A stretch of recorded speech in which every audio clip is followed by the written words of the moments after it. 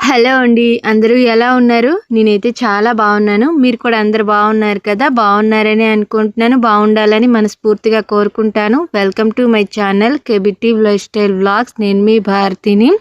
ఈరోజు వీడియోలో కొంతమంది అడిగారు కదా, అక్క మీది నార్మల్ డెలివరా లేకపోతే ఆపరేషన్ క్లారిటీగా చెప్పండి వీడియోలో అని అయితే అడిగారు. దాని గురించి ఈ వీడియోలో క్లారిటీ ఇస్తున్నాను.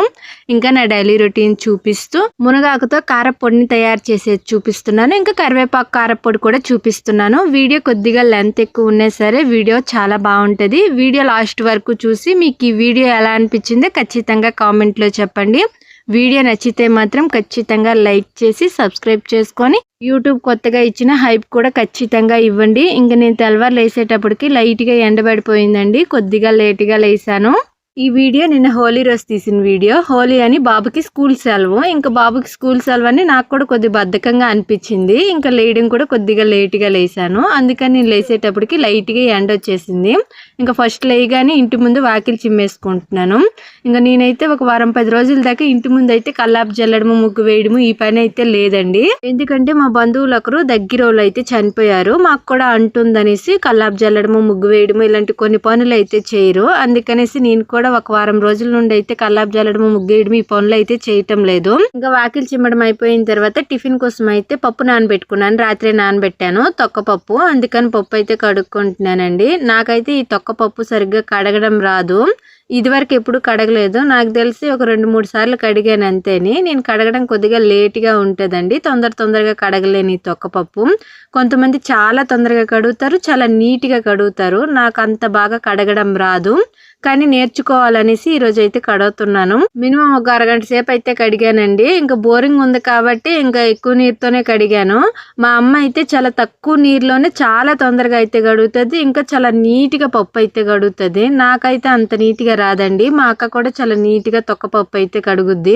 నాకు పెళ్ళయి వచ్చిన తర్వాత నుండి ప్రతిరోజు కూడా టిఫిన్ చేస్తాను, కానీ మా ఇంట్లో అయితే తొక్కపప్పు ఎప్పుడు ఉండదు. అంటే మినుములు తెచ్చి ఇసురుకొని తొక్కపప్పు అయితే ఎప్పుడు తయారు చేయలేదు. మొన్న అమ్మాళ్ళ ఇంటికాడ నుండి వచ్చేటప్పుడు మినుములు తీసుకొచ్చాను. అవి విసురుకొని అయితే తొక్కపప్పుగా అయితే తయారు చేసుకున్నాను. అది కూడా మీకు వీడియోలో చూపించాను. చూడకపోతే ఆ వీడియో చూడండి. ఇంకా రాత్రి అయితే నానబెట్టుకున్నాను ఈ పప్పు కొద్దిగా ఎక్కువసేపు నానాలండి. అప్పుడే తొక్క నీట్గా వస్తుంది. తక్కువసేపు నానింది అనుకోండి తొక్క సరిగ్గా పప్పు నుండి అయితే రాదు. కడుక్కునేటప్పుడు చూడండి తొక్క అంతా వేరుగా వచ్చేస్తుంది. నేను మా అత్త కడగమందాం అనుకున్నాను, కానీ మా అత్తకు అప్పుడే కొద్దిగా హెల్త్ బాగాలేకుండా, అందుకని నేనే కడగాల్సి వచ్చింది. పప్పు అయితే కడిగేసాను. పప్పులో అక్కడక్కడ కొద్దిగా అయితే తొక్కపప్పు ఉండిపోయింది. మరి అంత నీట్గా అయితే కడగలేదండి, కానీ చాలా వరకు అయితే మేలేని లైట్గా ఎక్కడో ఒక దగ్గర అయితే తొక్క ఉండిపోయింది.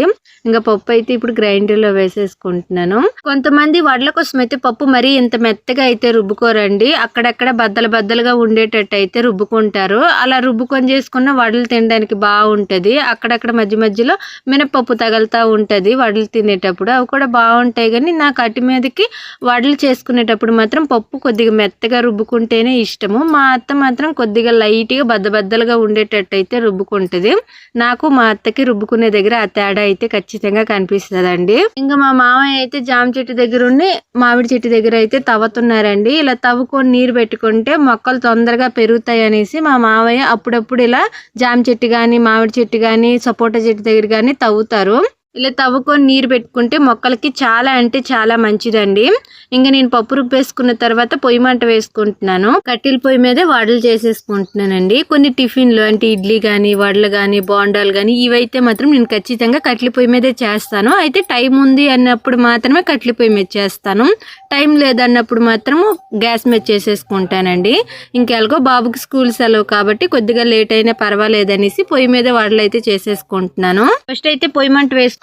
దాని తర్వాత సన్ఫ్లవర్ ఆయిల్ ప్యాకెట్ తీసుకొచ్చి సింపీస్ అయితే వేసుకుంటున్నాను. ఇదివరకు నూనె వాడింది అయితే అయిపోయిందండి, అందుకని కొత్తగా ప్యాకెట్ అయితే సింపాను.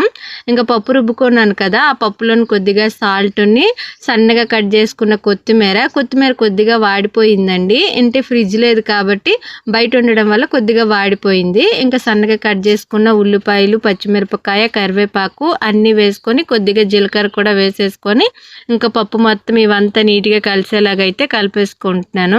కొంతమంది పప్పు రుబ్బుకునేటప్పుడు ఇవన్నీ వేసుకుంటారు. నేను మాత్రము పప్పు మొత్తం రుబ్బేయడం అయిపోయిన తర్వాత ఇవైతే వేసుకుంటానండి. ఇంకా ఆయిల్ వేడయిన తర్వాత వడలు వేసేసుకుంటున్నాను.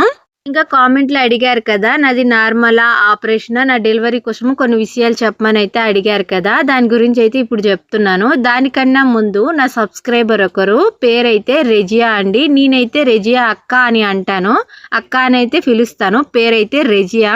ఆ అక్కకి చాలా సంవత్సరాల నుండంట పిల్లలు పుట్టడం లేదంట. మన సబ్స్క్రైబర్లు అందరినీ కోరుకోమంటుంది దేవుడికి తొందరగా పిల్లలు పుట్టాలని. ఆ అక్కకి ఇప్పటికి పెళ్ళయ్యి దగ్గరగా 17 సంవత్సరాలు ఎన్నో సంవత్సరాలు అయిందండి. నాకు పర్టికులర్గా ఎన్ని సంవత్సరాలు అయ్యాయో గుర్తులేదు, చెప్పింది ఆ అక్క. 11 సంవత్సరాలు 15 సంవత్సరాలు ఎన్నో సంవత్సరాలు అయితే చెప్పింది. అన్ని సంవత్సరాల నుండి పిల్లలు అయితే పుట్టడం లేదంట.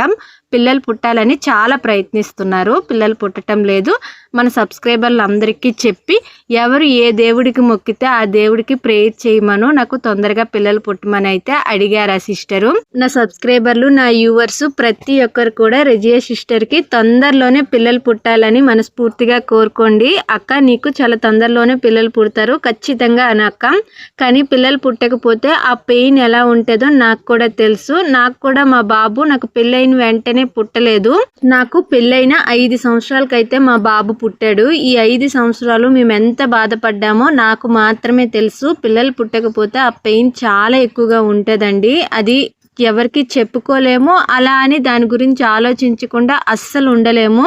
ఏ పని చేసినా ఎక్కడున్నా ఎంత హ్యాపీ మూమెంట్లో ఉన్నా సరే బ్రెయిన్లో మాత్రం ఇది ఒకటి తిరుగుతూ ఉంటుంది, పిల్లలు లేరని. ఆ పెయిన్ నాకు చాలా బాగా తెలుసు. 5 సంవత్సరాలకే నేను ఎంత బాధపడ్డానో నాకు తెలుసు. అక్క రెజియా అక్క నీకు ఖచ్చితంగా పిల్లలు పుడతారు, నేనైతే దేవుడికి మనస్ఫూర్తిగా కోరుకుంటానక్క. ఇంక నేను మీకు మునగాకు కారపొడి చేస్తానని చెప్పాను కదా, దానికోసం మునగాకు కోసుకోవడానికి అయితే వచ్చానండి. ఈ మునగ చెట్టు మా ఇంటి ఎదురుగానే ఉంది. మా ఇంటి ఎదురుగా పాత ఇల్లు ఉంది కదా, ఆ ఇంటి దగ్గర అయితే ఈ మునగ చెట్టు ఉంది. మునక్కాయలు కోసుకోవడానికి అయితే వచ్చానండి. డాబా మీదకి ఎక్కైతే మునక్కాయలు కోస్తున్నాను. మీకు మా ఇల్లు ఈ డాబా మీద నుండే చూపిస్తాను, ఎదురుగానే ఉంటుంది మా ఇల్లు. మునక్కాయలైనా మునగాకైనా ఆరోగ్యానికి చాలా అంటే చాలా మంచిదంట. ఎక్కువగా ఔషధ గుణాలు ఉంటాయంట మునక్కాయలో, చాలా ఎక్కువగా ప్రోటీన్స్ ఉంటాయంట. ఖచ్చితంగా వారానికి ఒక్కసారి అయినా సరే మునగాకైనా తినాలి, మునక్కాయలైనా కూర చేసుకొని తినాలి. చాలా అంటే చాలా హెల్త్ బెనిఫిట్స్ అయితే ఉంటాయండి. కాకపోతే మునగాకు తింటే ఒంటికి కొద్దిగా ఎక్కువగా వేడి చేస్తుంది. మునగాకు కూర తిన్నప్పుడు ఒంటికి చలవ చేసే ఏవైనా వస్తువులు అయితే తినాలి. ఇంకా మా ఇంటి చుట్టూ ఇల్లు లేవని అడిగారు కదా, ఇదిగోండి మా ఇంటికి దగ్గరలో ఈ ఇల్లులు అయితే ఉన్నాయి. ఇంక ఇంటి చుట్టూ కూడా చాలా ఎక్కువగా చెట్లు ఉంటాయి. ఇక్కడ నుండి చూపించాను మా ఇల్లు, మీరు చూసారు కదా. ఇంకా మునగాకు కోసిన తర్వాత కరివేపాకు అయితే కోసుకుంటున్నానండి. కరివేపాకు అయినా మునగాకైనా వీటికైతే అస్సలు మా ఊర్లో డోకా ఉండదు, ఎక్కడ చూసినా కరివేపాకు చెట్లే ఉంటాయి. కరివేపాకు కూడా ఆరోగ్యానికి చాలా అంటే చాలా మంచిది. మెయిన్ జుట్టుకి అయితే చాలా మంచిదంట. మనమైతే కూరల్లో వేసేటప్పుడు కరివేపాకు అయితే తినము, అందుకని అప్పుడప్పుడు కరివేపాకు పొడి కొట్టుకొని కనీసం ప్రతిరోజు ఒక్క ముద్దలోకైనా కరివేపాకు పొడి వేసుకొని తింటే జుట్టుకి మంచిది, ఆరోగ్యానికి కూడా చాలా అంటే చాలా మంచిది. ఖచ్చితంగా కరివేపాకు పొడి కానీ మునగాకు పొడి కానీ కాకరకాయ పొడులు ఇలాంటివి ఉంటాయి, చేసుకొని అప్పుడప్పుడు తినండి. నేనైతే ఈరోజు మునగాకు పొడి కరివేపాకు పొడి 2 చేస్తున్నాను. కొద్దిగా మునగాకు కొద్దిగా కరివేపాకు 2 అయితే కోసుకొని తీసుకెళ్ళేసి ఇంటికాడైతే నీట్గా కడుక్కొని దాని తర్వాత ఈ ఎండలో కాసేపు ఆరబెట్టుకుంటాను. మరి ఎక్కువసేపు ఏం కాదండి, ఎండలో ఒక అరగంట సేపు పెట్టేసి, అంటే నీటిలో కడిగాను కదా, పైన తడి మొత్తం ఆరేంత వరకు అయితే ఆరబెట్టుకొని ఇంట్లో పెట్టేసుకుంటాను. మళ్ళీ పొడి చేసుకునేటప్పుడు ఒలుచుకొని అయితే పొడి చేసుకుంటాను. ఇంక ఇప్పుడైతే నాది నార్మల్ డెలివరీ ఆపరేషన్ అనేసి అయితే చెప్తానండి. నా డెలివరీ విషయాలు కూడా కొన్ని మీతో అయితే షేర్ చేసుకుంటాను. నేనైతే నార్మల్ డెలివరీ అవ్వడానికి చాలా అంటే చాలా ట్రై చేశానండి. కానీ నాకు అస్సలు నాకు డెలివరీ టైం అయిపోయినా సరే డెలివరీ పెయిన్స్ ఉంటాయి కదా, అవైతే అస్సలు రాలేదు. డాక్టర్లు కూడా చాలా వెయిట్ చేసి చూశారు, కానీ నాకు పెయిన్ అనేది రాలేదండి. ఇంకా వీలుగాక పెద్ద ఆపరేషనే అయిపోయింది. నేనైతే నార్మల్ డెలివరీ అవ్వాలని దేవుడికైతే ఎంత మొక్కుకున్నానో అంతే ఎక్కువగా నార్మల్ అవ్వాలని ప్రయత్నం కూడా చేశాను, కానీ అస్సలు నార్మల్ అవ్వలేదు. ఇంకా వీలుగాక గవర్నమెంట్ హాస్పిటల్లోనే ఆపరేషన్ అయితే అయిపోయిందండి. హాస్పిటల్కి వెళ్ళిన తర్వాత చాలా చెకప్లు కూడా చేశారు, నార్మల్ అవుతుందో ఏమో అనేసి. వెయిట్ కూడా చేశారు, కానీ ఒక రోజంతా వెయిట్ చేశారు. కానీ అస్సలు నార్మల్ అవ్వడానికి ఏ కోసాన్ని కూడా వీల్లేక ఆపరేషన్ అయితే చేసేసారు. నార్మల్ డెలివరీ అయితే ఆ పెయిన్ ఎలా ఉంటుందో నాకు తెలియదు, కానీ ఆపరేషన్ అయితే చాలా కష్టంగానే ఉంటుందండి. ఈజీగా అయితే ఏమి ఉండదు. కానీ ఆపరేషన్ కాడికి నార్మల్ డెలివరీ ఇంకా ఎక్కువగా పెయిన్ ఉంటుందని అయితే చాలా మంది అంటారు. కానీ నార్మల్ డెలివరీ అయితే అయినప్పుడు మాత్రమే పెయిన్ ఉంటుంది. ఆపరేషన్ అయితే ఏంటంటే ఫ్యూచర్లో కూడా నడుము నొప్పి రావడము, కుట్లేసిన దగ్గర లైట్గా పెయిన్ రావడము, ఇలాంటి ప్రాబ్లమ్స్ అయితే ఉంటాయి. నార్మల్ డెలివరీ అయితే ఫ్యూచర్లో ఎలాంటి ఇబ్బంది ఉండదండి. అందుకని ఎక్కువ మంది అయితే నార్మల్ డెలివరీ అవ్వడానికే ప్రయత్నిస్తారు. నేను ప్రెగ్నెంట్గా ఉన్నప్పుడు వెయిట్ కూడా చాలా ఎక్కువగానే పెరిగాను. మామూలుగా నేను ప్రెగ్నెంట్ స్టార్టింగ్లో అయితే కరెక్ట్గా 55 కేజీలు అయితే ఉందినండి. నేను ఆపరేషన్ చేసుకునే ముందు రోజు వెయిట్ చెక్ చేసుకున్నాను. అప్పుడైతే 75 కేజీల వరకు పెరిగాను. 55 నుండి 75 కేజీల వరకు అయితే పెరిగానండి. బాగానే పెరిగాను. ప్రెగ్నెంట్తో ఉన్నప్పుడు ఎలగలేదన్నా సరే ఖచ్చితంగా వెయిట్ అయితే పెరుగుతాము. అదైతే పెద్ద విషయం అయితే కాదు, కానీ మనము ఆపరేషన్ కానీ డెలివరీ కానీ అయిపోయిన తర్వాత ఆ వెయిట్ తగ్గించడానికి చూసారా, ఆ పడిన బాధ మాత్రం చాలా అంటే చాలా కష్టంగా ఉంటుందండి. అంత తొందరగా అయితే వెయిట్ తగ్గము. కానీ నేను మాత్రం చాలా తొందరగానే వెయిట్ అయితే తగ్గిపోయానండి. మరి అంత ఎక్కువ టైం అయితే ఏం పట్టలేదు. ఎందుకంటే నేను మా బాబుకి నా పాలే ఇచ్చాను. మనం వెయిట్ తగ్గాలంటే డెలివరీ తర్వాత ఖచ్చితంగా బాబుకి కానీ పాపకు కానీ మన బేబీకి అయితే ఖచ్చితంగా మన పాలే ఇవ్వాలి. చాలా తొందరగా వెయిట్ అయితే తగ్గుతాము. ఇంకా డెలివరీ అయిన తర్వాత కొద్దిగా పత్యం కూడా నేను పాటించాను. పత్యం అంటే ఏం లేదండి, అన్ని రకాల ఆల్మోస్ట్ తినేసాను. వంకాయ, శనగలకు సంబంధించినవి తప్పితే మిగతావన్నీ తినేసాను. కాకపోతే నేను ఏం తిన్నా సరే ఆయిల్ వేయకుండా, మామూలు ఆయిల్ వేయకుండానే వంట చేసేది మా అమ్మ. ఒకవేళ ఆయిల్ వేసి వంట చేసినా సరే మామూలు మనం రెగ్యులర్గా కూరల్లో వేసుకున్న ఆయిల్ వేయకుండా నువ్వుల నూనె, గానుగతో చేసిన నువ్వుల నూనె ఉంటుంది కదా, ఆ నువ్వుల నూనె వేసి మాత్రమే కూరలు చేసి ఇచ్చేది. ఖచ్చితంగా డెలివరీ అయిన తర్వాత ఆపరేషన్ అయితే మాత్రం ఖచ్చితంగా అండి ఆయిల్ ఫుడ్ అయితే అస్సలు తినకండి. ఎందుకంటే మనం ఆయిల్ తిన్నామనుకోండి పొట్ట దగ్గర మాత్రం చాలా ఎక్కువగా కొవ్వు అయితే పేరుకోబోతుంది. అది ఒక్కసారి పేరుకోబోయింది అనుకోండి ఇంకా మరి తగ్గనే తగ్గదు, ఎన్ని చేసినా తగ్గదు. అది తగ్గాలంటే చాలా కష్టపడాలి. అందుకని మ్యాక్సిమం ఆపరేషన్ అయిన తర్వాత ఖచ్చితంగా మనము ఆయిల్ ఫుడ్ అయితే అవాయిడ్ చేయాలి. అలానే ఎక్కువ రోజులు ఏముండదు, ఒక 2-3 నెలలు ఆయిల్ ఫుడ్ తినకపోతే చాలు. ఒకవేళ ఆయిల్తో చేసుకోవాలనుకుంటే నువ్వుల నూనె వేసుకొని చేసుకోండి. నువ్వుల నూనెలో ఎక్కువగా కొవ్వు అయితే ఉండదు. ఇంకా రాత్రులు కూడా నేను చపాతీ మాత్రమే తినేదాన్ని, అన్నం అయితే అస్సలు తినేదాన్ని కాదు. కొంతమంది రొట్టెలు తింటారు, అవి ఇంకా మంచిది. కానీ మా ఇంటి దగ్గర రొట్టెలు ఎవరు చేయడం రాక ఆయిల్ వేయకుండా చపాతీ చేసి అయితే అమ్మేసి ఇచ్చేది.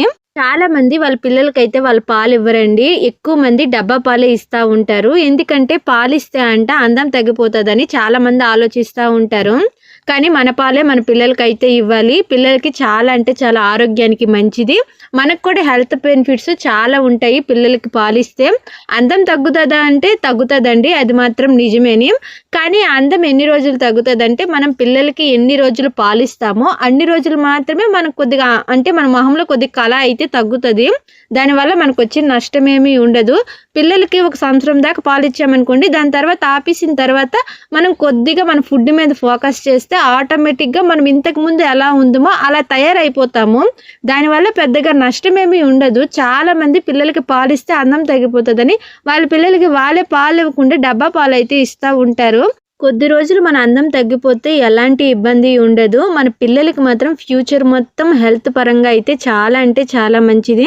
ప్రెగ్నెంట్స్ లేడీస్ మాత్రం ఖచ్చితంగా మన పిల్లలకి మన పాలే ఇవ్వాలి. కొంతమందికి అయితే వాళ్ళ పాలు పడవు అసలు, అంటే పిల్లలకి పాలు పెట్టాలని ఎంత ప్రయత్నించినా సరే పాలు రావు. అలాంటి వాళ్ళకి ఇంకా తప్పదు, మ్యాక్సిమం డబ్బా పాలు పెట్టడానికి ట్రై చేయాలి. లేకపోతే ఊర్లో ఉండే ఆవు పాలు కానీ బర్రె పాలు కానీ పెడతా ఉంటారు. కొంతమందికి బర్రె పాలు కానీ ఆవు పాలు కానీ కూడా పడవు చిన్నపిల్లలకి. అలాంటి వాళ్ళకి డబ్బా పాలు ఇంకా అంటే ప్యాకెట్లతో పొడులు కొనిసి తెచ్చి కలిపేసి అయితే డబ్బా పాలు పెడతా ఉంటారు. ఇంకా తప్పని వాళ్ళు అయితే పెట్టాలి, కానీ పాలు పడి కూడా కొంతమంది అయితే పిల్లలకి పాలు పెట్టరు. అది మాత్రం చాలా పెద్ద తప్పండి. ఫ్యూచర్లో కూడా మనకి బ్రెస్ట్ క్యాన్సర్ వచ్చే అవకాశం ఉంటుంది. అదే చెస్ట్ క్యాన్సర్ అంటారు కదా, అదైతే వస్తుందంట పిల్లలకి మన పాలు మనం పెట్టకపోతే. ఆ ఇబ్బంది కూడా ఉంటుంది.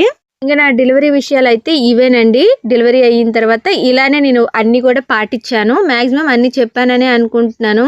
ఇంకా మీలో ఎంతమందికి పిల్లలు ఉన్నారు, పిల్లలు పుట్టిన తర్వాత మీరు డెలివరీ తర్వాత ఎలా కేరింగ్ తీసుకున్నారు మీ వెయిట్ తగ్గడంలో కానీ, పిల్లల గురించి కానీ, వీటి గురించి ఏవైనా ఉంటే ఖచ్చితంగా కామెంట్లో చెప్పండి. ఇంకా నాకు గుర్తున్నంత వరకు అయితే నేను మొత్తం చెప్పేసానండి నా డెలివరీ విషయాలు.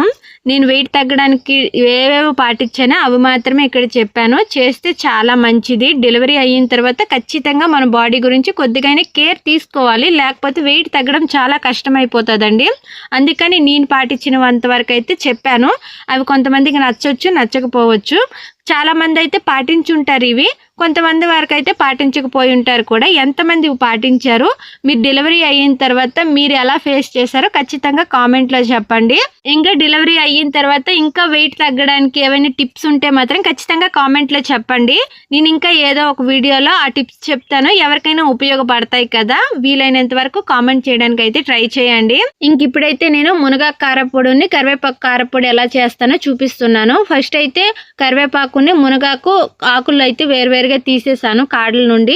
మునగాకులో అయితే లైట్గా కాడలు అయితే ఉన్నాయి. అలా ఉన్న మునగాకు ఏం పర్వాలేదు కానీ, అంటే చిన్న చిన్న కాడలు, మరి పెద్ద కాడలు ఉంటే మునగాకు మళ్ళీ పొడి అయితే బాగుండదు.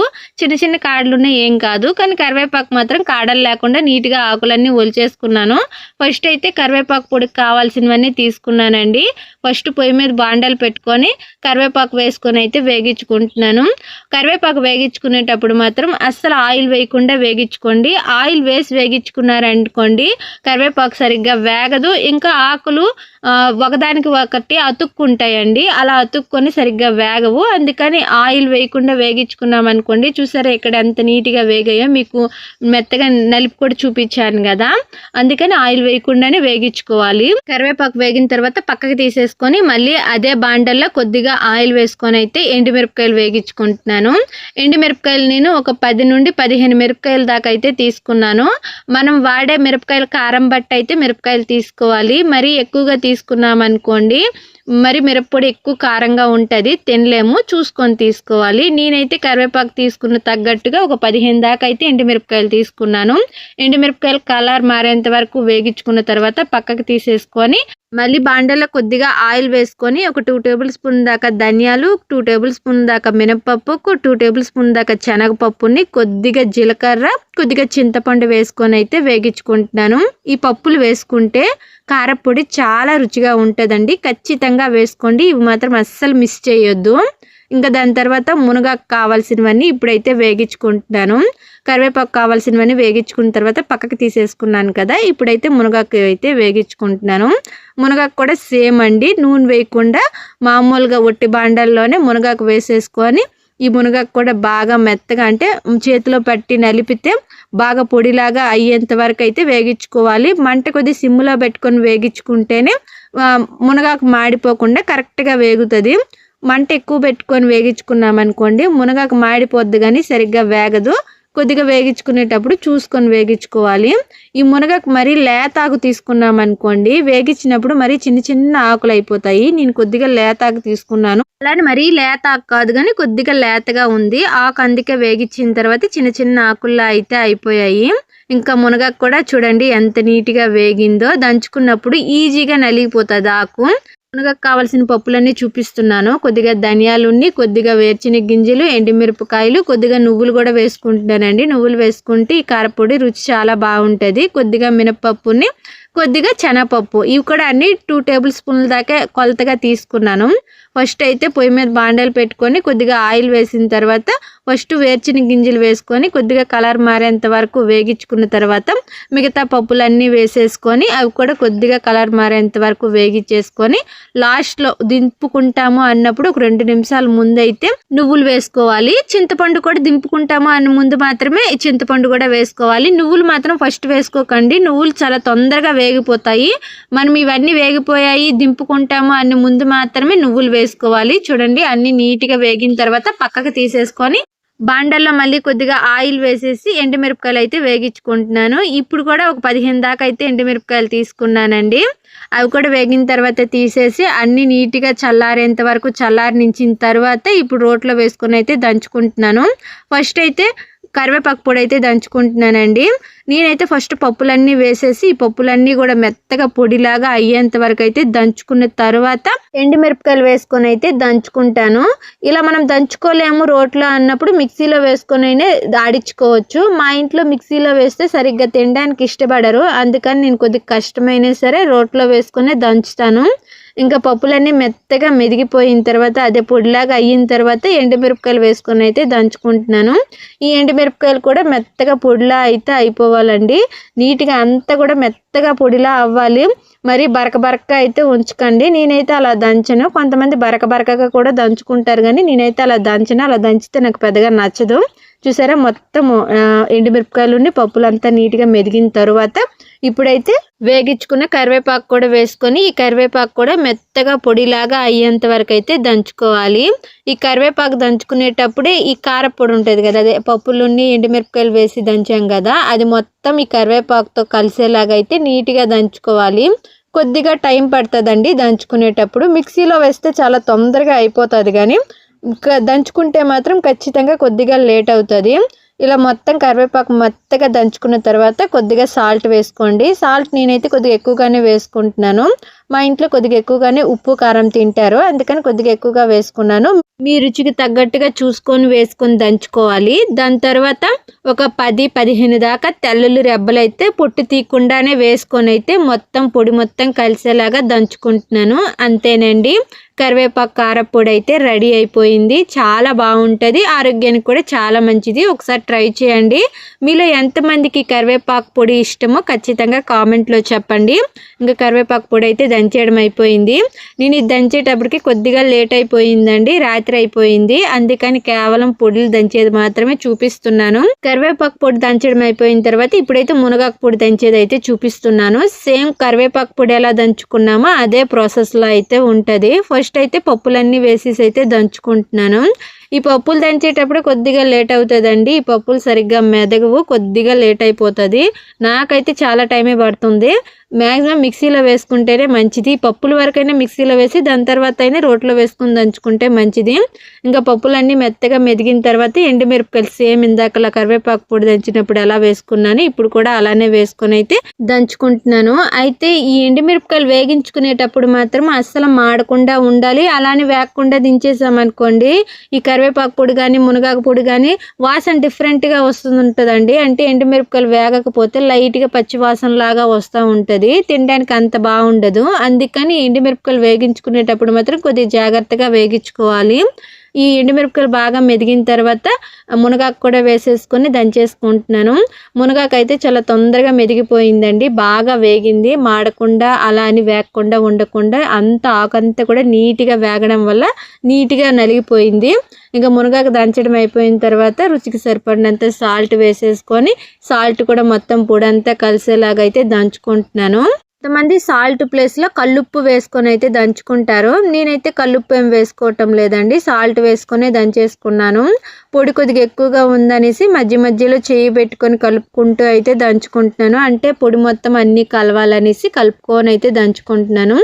ఈ మునగాకు పొడి కూడా దంచడం అయిపోయిందండి. చూడండి ఎంత మెత్తగా మెదిగాయో అన్నీ, బాగుంది. లాస్ట్లో అయితే ఒక 10-15 దాకా అయితే వెల్లుల్లి రెబ్బలు ఇందాక పొట్టు తీయకుండా వేసుకున్నాను కదా కరివేపాకు పొడిలో, అలానే సేమ్ ఇక్కడ కూడా వేసుకొని అయితే దంచేసుకున్నాను. అంతేనండి, మునగాకు పొడి కూడా రెడీ అయిపోయింది. పొడులు అయితే చాలా అంటే చాలా బాగా వచ్చాయి. మీరు కూడా ఒకసారి ట్రై చేసి మీకు ఎలా అనిపించిందో ఖచ్చితంగా కామెంట్లో చెప్పండి. ఇంకా మొత్తం దంచడం అయితే అయిపోయిందండి. పొడులు అయితే ఇవి. ఇంక ఈ వీడియో అయితే ఇంతేని. వీడియో నచ్చుంటే మాత్రం ఖచ్చితంగా లైక్ చేసి సబ్స్క్రైబ్ చేసుకొని సపోర్ట్ చేయండి. హైప్ ఇవ్వడం మాత్రం అస్సలు మర్చిపోవద్దు. అందరూ బాగుండాలి, అందులో నేను ఉండాలని మనస్ఫూర్తిగా కోరుకుంటాను. Thank you friends, bye bye.